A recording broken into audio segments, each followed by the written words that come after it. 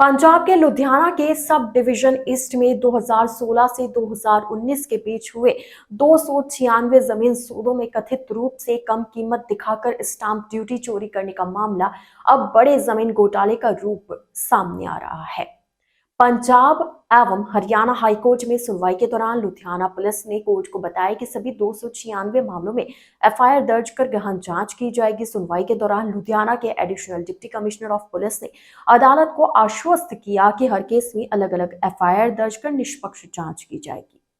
जिला राजस्व अधिकारी गिरजंदर सिंह जो कोर्ट में मौजूद थे, उन्होंने कहा कि वे स्वयं पूरे मामले की जांच करें और अगली सुनवाई पर कोर्ट को रिपोर्ट सौंपेंगे। उन्होंने यह भी कहा कि वे यह जांचेंगे कि 296 मामले में कम वसूली की गई स्टाम्प ड्यूटी की भरपाई क्यों नहीं हो रही। मामले की अगली सुनवाई 13 फरवरी को निर्धारित की गई है। हाईकोर्ट के आदेश में डिवीजन नंबर 5 थाने में दर्ज 2 एफआईआर का उल्लेख भी किया गया है। पहली एफआईआर 2 जुलाई 2016 नंबर 113 और दूसरी 17 नवंबर 2022 को नंबर 301 दर्ज की गई थी। 2016 की एफआईआर में पुलिस ने कैंसलेशन रिपोर्ट दाखिल कर दी थी। कोर्ट ने कहा कि एफआईआर नंबर 301 में धारा 173 2 सीआरपीसी के तहत रिपोर्ट पहले ही दाखिल की जा चुकी है। ऐसे में जब दोनों एफआईआर में आरोप समान है तो एफआईआर नंबर 113 में कैंसलेशन रिपोर्ट दाखिल करने का सवाल ही नहीं उठता।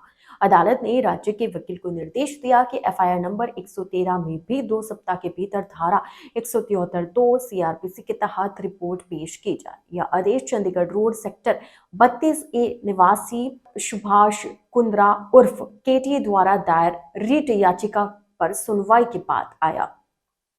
केटी वर्ष 2016 से इस मामले को उठा रहे हैं। उन्होंने पुलिस विजिलेंस ब्यूरो और जिला प्रशासन को कई शिकायतें भेजकर आरोप लगाया था कि कम कीमत पर जमीन की रजिस्ट्री कराकर सरकार को राजस्व का भारी नुकसान पहुंचाया गया। केटी का दावा है कि मामले को उठाने पर उन्हें धमकियां मिली और उनके साथ मारपीट भी हुई। मामला सामने आने के बाद 2 जुलाई 2016 को डिवीजन नंबर 5 पुलिस ने रामलीला कमेटी दरेसी कमल कुमार बस्सी, उनकी पत्नी राजू रानी बस्सी, बेटी दीपिका चोपड़ा सहित अन्य लोगों के खिलाफ एफआईआर दर्ज की थी। आरोप था कि राजस्व अधिकारियों की मिलीभगत से दस्तावेजों में हेराफेरी कर जमीन की गलत एरिया दिखाकर रजिस्ट्री कराई गई, जिससे सरकार को लाखों रुपए का नुकसान हुआ। इस मामले में मोहिंदर कौर, उर्मिला रानी और पल्लवी अरोड़ा भी नामजद है। आरोपियों पर आईपीसी की धारा 177 झूठी सूचना देना, 420 धोखाधड़ी और 120 भी आपराधिक साजिश लगाई गई थी।